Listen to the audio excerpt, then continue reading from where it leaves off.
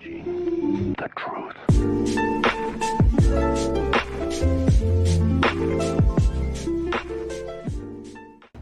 Yo l'équipe, c'est Alex, j'espère que vous allez bien. On se retrouve aujourd'hui pour une nouvelle vidéo et on se retrouve pour l'épisode 3 des 6 astuces à connaître sur GTA Online en 2025. Je vous avais peut-être vu les deux premiers épisodes, vous les avez peut-être pas vus. Je vais vous mettre les liens en description, au moins comme ça pour ceux qui n'ont pas vu du coup les deux premiers épisodes, vous pouvez les rattraper. Il y a des choses à voir assez intéressantes, donc je vous laisse ça en description.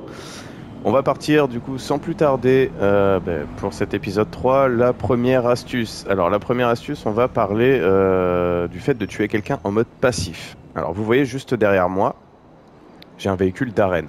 Alors tout le monde n'a pas de véhicule d'arène, mais dans les clips que je vais vous mettre maintenant, ou enfin bref, je m'arrangerai au montage, mais dans les clips que je vais vous mettre, vous allez voir que je tue quelqu'un en passif avec ce véhicule-là. Pourquoi ce véhicule-là ?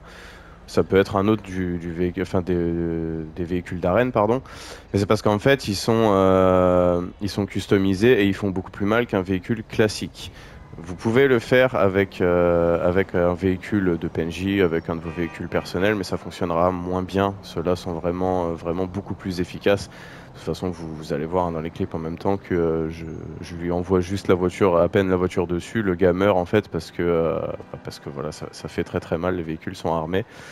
D'ailleurs, petite parenthèse, mais c'est vrai que le pauvre, je me suis un peu servi de lui comme cobaye pour tourner les clips, mais j'avais pas trop le choix. Enfin bref, je me suis excusé, vous en faites pas, hein. Je lui ai envoyé un message en disant que c'était pour une vidéo. Donc du coup, voilà, comme vous l'avez vu, quelqu'un qui est en passif, en fait, vous dirigez vers lui et vous sortez de la voiture avant d'atteindre son niveau, en fait. Ce qui aura pour effet, vu que lui est en mode passif, il va voir votre voiture en mode passif aussi, entre guillemets. Si vous passez à travers lui, vous pourrez pas le tuer. Si vous jetez la voiture avant, la voiture va se matérialiser pour lui, donc il va se la prendre en fait en pleine tête, tout bêtement. Donc voilà, c'est une astuce qui fonctionne bien, surtout vraiment, j'insiste, avec ces véhicules d'arène. C'est vraiment très efficace avec les véhicules de PNJ. Ça l'est un petit peu moins, ça fonctionne aussi, mais il faudrait par exemple que le mec ne bouge pas ou pas trop, enfin voilà, ou en tout cas il faudrait vraiment plus d'élan, donc voilà. Ensuite, on va passer à la deuxième astuce. Alors la deuxième astuce, c'est une astuce qui nous intéressera plutôt en combat, au sniper notamment. Alors ça fonctionne avec toutes les armes, mais c'est vrai que le plus efficace c'est au sniper. C'est par exemple, je sais pas, vous avez quelqu'un qui est derrière vous, plutôt que de vous retourner comme ça, vous voyez en plus que moi j'ai pas une sensibilité hyper élevée, ça peut prendre du temps, vous avez le temps de vous prendre une balle. La seule chose que vous avez à faire en fait c'est d'appuyer sur le joystick de droite pour ceux qui sont sur console et vous voyez en fait que mon personnage se retourne directement sans que j'ai à tourner la caméra comme ça. Vous voyez quand même qu'il y a une assez belle différence de vitesse. Ça fonctionne avec une autre arme, hein, si vous êtes avec un fusil d'assaut, enfin bref, peu importe. Je trouve que le plus marquant c'est au sniper parce qu'en fait vous vous retournez, vous visez tout de suite et là en fait vous avez déjà la visu potentielle sur le gars qui est derrière vous. Donc je trouve quand même que c'est plus intéressant au sniper et c'est surtout une situation qui se rencontrerait plus au sniper qu'avec genre un fusil d'assaut, une mitrailleuse de combat ou peu importe. Voilà. Donc le joystick de droite, vraiment important pour se retourner. De toute façon, ça fonctionne aussi en voiture, par exemple quand on veut regarder derrière, c'est la même chose. Mais c'est une astuce qui fonctionne du coup à pied aussi, qui je trouve quand même peut avoir son avantage en vrai, hein, surtout quand vous vous battez voilà, au sniper. Sur la plage par exemple, un V1 sur la plage, même si bon, c'est des choses qui sont plus trop, mais ça peut encore arriver. Ça peut être très pratique hein, quand on vient d'apparaître, qu'on sait qu'on a apparu dos à la personne qu'on affronte, hop, on spawn, on vise, enfin on se retourne, on vise, parce qu'évidemment quand vous visez, en fait, ça tourne automatiquement votre personnage. Hein. C'est pas genre je me retourne et si je lâche, vous voyez que si je lâche en fait le joystick, je reviens à la caméra initiale quoi. Alors que si je me retourne, je vise, je relâche, et vous voyez qu'en fait, mon personnage a tourné. Voilà, bêtement. Donc c'est une astuce quand même qui est vachement pratique, et ça peut vous faire gagner quelques précieuses secondes qui peuvent être non négligeables. Ensuite, troisième astuce, on va parler des contacts. Alors les contacts, comme vous le savez, alors maintenant c'est vrai qu'il y a cette nouveauté qui n'existait pas à l'époque, où on peut ranger ses contacts. Alors pour les ranger, je sais jamais, je crois que c'est la préférence, ouais voilà. Contact téléphonique favori. Alors, vous masquez les contacts en fait que vous voulez. Donc là en fait tous ceux qui sont cochés, ce sont les contacts que je souhaite garder. Voilà, dans mon téléphone. Tous les autres, vous pouvez les enlever. Vous voyez qu'en plus contact, il y en a 43. Donc 43, ça fait quand même beaucoup. Donc il y a déjà cette possibilité là d'enlever les contacts qui nous servent à rien. Moi ce que je fais, tout simplement, hein, tout bêtement, pour ceux qui comme moi ont beaucoup de contacts, j'appelle tous les contacts. Ceux qui ne répondent pas, parce que vous savez qu'il y en a où ça met ligne occupée, où ça sonne dans le vent, enfin bref, peu importe. Ceux qui ne répondent pas, je les enlève. Tous ceux qui répondent, je les garde parce qu'ils ont tous plus ou moins une utilité. Il y en a qui sont plus utiles que d'autres, on va pas se mentir. Mais ils ont quand même tous plus ou moins une utilité. Donc tous ceux qui répondent, je les garde. Ce qui me permet déjà d'avoir une liste de contacts beaucoup plus courte en fait. Vous voyez que là, j'ai vraiment une liste de contacts. Bon voilà. Il y en a quand même quelques-uns, on va pas se mentir, il y en a que je pourrais enlever. Mais bon, moi personnellement, je souhaite les garder, donc voilà. Évidemment, il n'y a pas la liste des joueurs en haut parce que je suis en session privée, mais quand vous êtes en session publique, au-dessus de l'agent 14, qui moi est mon premier contact, vous avez en plus de ça tous les joueurs qui viennent s'ajouter, donc ça peut faire des fois des listes à rallonge. Et moi, je vais vous montrer en fait bêtement comment se balader dans le menu là des contacts rapidement, en fait, sans avoir à faire un contact, deux contacts, trois contacts, bref, en faisant flèche du haut ou flèche du bas, vous avez tout simplement, alors sur PC ça ne fonctionnera pas, ou alors je ne sais pas comment on fait, parce que pour avoir joué sur PC un petit peu à GTA Online, moi c'était à la molette en fait, hein, bêtement que je défilais mes contacts, ça va quand même beaucoup plus vite qu'à la flèche sur console, mais là, du coup, vous avez la possibilité de faire flèche de droite ou flèche de gauche pour faire défiler vos contacts, ce qui aura en fait pour effet de faire défiler tout le menu. Donc là, en fait, si je fais flèche de droite, je vais passer de l'agent 14 à en dessous de Charlie, Dax en fait. Vous avez vu que quand je remonte là en faisant flèche de gauche, du coup, j'ai l'agent 14 jusqu'à Charlie. Si je fais flèche de droite, je passe directement à Dax qui est en dessous de Charlie. Je refais flèche de droite, je repasse à Imani, je refais flèche de droite, vous voyez en fait, et ça me fait défiler tous vos contacts super rapidement. Donc là en fait je me balade vraiment très très rapidement dans la liste des contacts et ça peut vous faire gagner beaucoup de temps quand tu souhaites appeler Lester rapidement par exemple ou appeler le mécano, enfin bref, peu importe. Après, c'est à vous aussi de connaître votre liste des contacts pour savoir qui se situe à tel endroit, enfin bref. Mais ça peut vous faire gagner pas mal de temps parce que c'est déjà assez chiant le nombre de contacts qu'on a. Donc si on a un moyen quand même de les appeler plus vite, c'est quand même vachement sympa. Ensuite, on va parler de la téléportation. Alors la téléportation de ses amis, pas de vous. Ça, ce sera l'objet d'une prochaine vidéo. Mais la téléportation de ses amis. Alors, j'ai pris pour exemple un Avenger. Alors bon, c'est vrai que c'est un peu con, j'ai pas de potes. C'est triste, parce que vous voyez que là, je suis tout seul. Mais c'est juste pour vous montrer, en fait. Donc, on va rentrer dans l'Avenger, qu'on peut téléporter ses amis dans beaucoup d'endroits, selon où on se situe, bien sûr. J'ai pris l'Avenger, mais ça peut être valable, en fait, avec tous les véhicules imposants personnels, donc Kosatka. Alors, attendez, je vais vous montrer la liste directement. Le yacht aussi, quand on va dans notre suite, on peut. Le centre d'opération mobile, pareil, quand on vient à l'arrière comme dans l'Avenger, bon bah l'Avenger là on y est. Le Terrorbyte, même chose, quand on se met à l'arrière du Terrorbyte. Le Kosatka, pareil. Le labo d'acide, pareil, quand on se met à l'arrière aussi.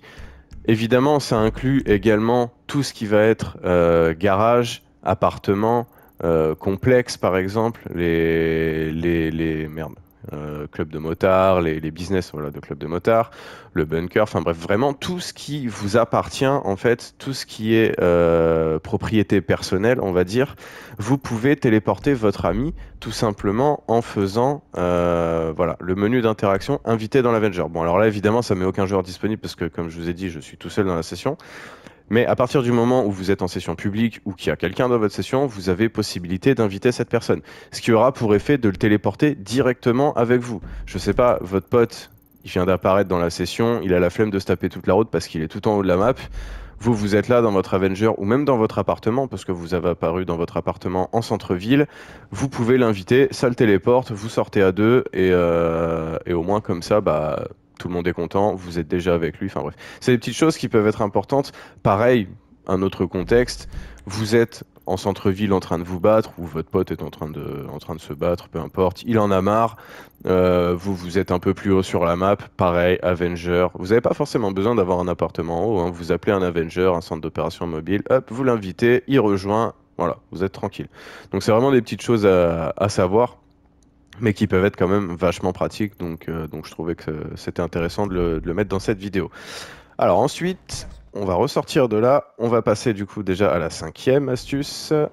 où on va parler de réapparition. Alors pour ceux qui ont vu la première vidéo, si je dis pas de bêtises, où je parlais de savoir comment réapparaître, où est-ce qu'on va réapparaître surtout, là en fait on va pouvoir ne pas réapparaître. Alors j'ai pas de clip pour vous montrer la vue d'une autre personne, malheureusement j'aurais aimé en avoir un mais j'en ai pas, pour vous montrer en fait que je ne réapparais pas, mais bon j'ai quand même un petit moyen de vous montrer que je ne réapparais pas juste là.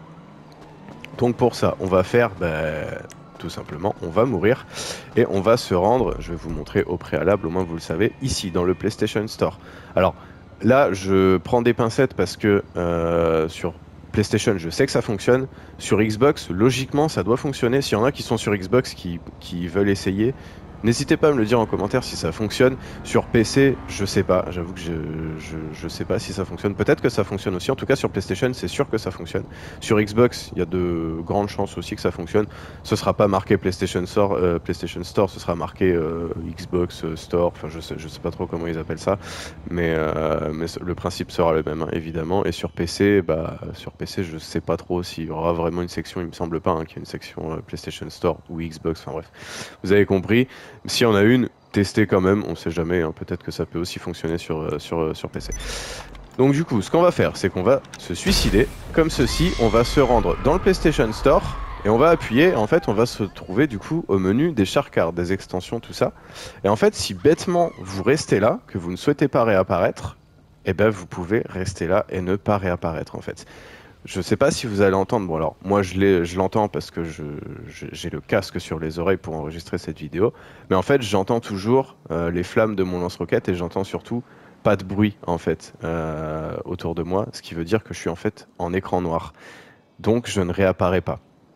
Voilà. Donc vous vous rendez dans ce menu-là. Vous pouvez partir, hein. Vous pouvez aller vous faire un café, machin, faire ce que vous voulez. Vous n'avez pas envie de réapparaître. Vous voulez être tranquille. Alors avoir à ne pas se faire exclure peut-être pour comment ça s'appelle, pour l'inactivité. Peut-être que ça c'est possible qu'à un moment donné ça vous exclue pour l'inactivité. J'avoue que j'ai pas testé de rester 15 minutes comme ça dans ce menu-là, mais c'est une possibilité à prendre en compte. Mais en tout cas, si vous voulez déstabiliser un adversaire qui se dise bah merde, il est où? Il réapparaît pas, il est nulle part sur la map, et il a pas quitté pourtant, il est toujours là, je le vois dans la liste des joueurs, je le vois toujours. Et ben voilà, vous pouvez faire ça et ça peut servir, hein. Franchement, ça peut aider. Donc voilà, je trouve que c'est une astuce assez intéressante à connaître. Je sais pas s'il y en avait beaucoup qui le savaient parce que c'est une astuce qui est vieille, hein. C'est une astuce qui est vraiment vraiment vieille, mais bon voilà, au moins ça a le mérite d'exister. Donc je vous la présente. On va faire retour ensemble. Voilà, et là vous avez vu en fait que mon personnage était toujours allongé derrière, mort. Voilà, donc là je viens seulement de réapparaître. Donc voilà, je trouvais que c'était quand même une astuce assez intéressante à connaître. Et on va passer du coup à la 6e et dernière astuce où je vais juste vous faire une coupure parce qu'il va falloir que je me rende dans un endroit bien précis. Je vous reprends juste après. Alors du coup, pour la dernière astuce, on va se rendre au bunker, donc juste ici pour moi ou ailleurs pour d'autres, hein. On va rentrer dans le bunker et je vais vous montrer comment posséder les grenades, les bombes collantes, les mines de proximité par 30 en fait. Bon, alors pas pour les mines de proximité, ça passe de 5 à 10. Parce que comme vous savez, quand on se rend ici, alors je peux peut-être même faire apparaître le reste, tac. Voilà, donc quand on se rend ici, on a du coup toutes nos armes explosives, les grenades, les bombes collantes, machin, sauf que quand on commence le jeu, ou enfin bref, quand on joue normalement les grenades, les bombes collantes s'arrêtent à 25. On peut en avoir que 25 maximum, sauf qu'on peut passer à 30 pour les grenades, les bombes collantes. Pour les mines de proximité, on passe de 5 à 10. Les bombes artisanales, ça doit être pareil, j'imagine, parce que pour moi, le max, c'est 10. J'avoue que j'ai fait ce truc avant que les bombes artisanales arrivent, avant que ça existe, tout ça. Donc, peut-être que ça passe de 5 à 10, ça, j'avoue que je sais pas. Les lacrymos, tout ça, pareil, en fait. Quand on peut en avoir 30, c'est que c'était bloqué à 25. Quand on peut en avoir 10, c'est que c'était bloqué à 5. Logiquement, ça doit être ça. Donc voilà. Donc je vais vous montrer en fait comment on passe du coup de 25 à 30 et de 5 à 10. On va se rendre juste ici. Donc il faut posséder le stand de tir. Alors on va y aller. On va continuer. Normalement ça doit être là à droite. Voilà, désolé pour le trajet, c'est un petit peu long. Voilà, donc il faut se rendre ici. Alors le stand de tir, on va vérifier ensemble, mais il me semble qu'il faut le posséder dans le bunker. Donc on va aller sur le site. On va aller là. Voilà. Alors il faut le faire apparaître. Voilà, bunker juste ici. On va aller du coup sur celui que je possède. Et voilà, donc du coup vous avez le stand de tir. Donc si je fais rénover, voilà, vous avez juste ici. Bon alors là c'est pour sélectionner la couleur des cibles, bon ça on s'en fout un peu. Mais il me semble pas qu'il soit inclus dans le... Bah attendez, ce qu'on peut faire bêtement, il me semble pas qu'il soit inclus, mais on va quand même vérifier. Hop, si je veux par exemple en acheter un autre, là on va acheter chez le voisin. Voilà, hop, stand de tir. Ouais, voilà, ouais, c'est bien ce qui me semblait. Donc il faut le payer en fait, hein. C'est 740 000 $, c'est pas donné, c'est sûr que c'est pas donné. Je vous conseille pas de l'acheter forcément uniquement pour avoir 25 ou... Enfin, pour passer de 25 à 30 grenades ou à 30 bombes collantes. En soi, c'est pas indispensable, mais si vous le possédez déjà, que vous avez acheté un bunker il y a un petit moment, que vous vous dites, oh bah pourquoi pas, ouais, je vais le faire. Vous avez juste du coup à vous rendre ici dans le stand de tir. On va faire flèche de droite pour afficher. On va faire croix et en fait vous avez juste à obtenir, vous voyez que j'ai minimum 2 étoiles partout. Alors je me suis pas cassé la tête à faire 3 étoiles parce qu'il me semble que quand on fait 3 étoiles on débloque des t-shirts, ce genre de choses. J'avoue que ça m'intéressait pas spécialement donc je me suis pas cassé la tête. Mais quand on obtient au minimum 2 étoiles partout, ça a pour effet de notamment débloquer le fait de passer de 25 à 30 grenades, bombes collantes, de 5 mines de proximité à 10 mines de proximité. Bref, vous avez compris, je ne veux pas rabâcher sans cesse avec ça. Mais voilà. Donc vous venez ici, vous faites 2 étoiles à chaque fois. Alors je vous cache pas que pour certaines armes, il faut recommencer quand même plusieurs fois parce qu'il y a des défis qui sont pas évidents pour passer au moins les 2 étoiles. Au début ça va, c'est après que ça commence à se corser. C'est peut-être pour ça d'ailleurs que j'ai pas fini les 3 étoiles. Il faudra peut-être que je m'y penche un jour, mais enfin bon, pour l'instant c'est pas indispensable. Mais au moins voilà, vous savez comment obtenir plus de grenades, plus de bombes collantes et tout ce qui va avec.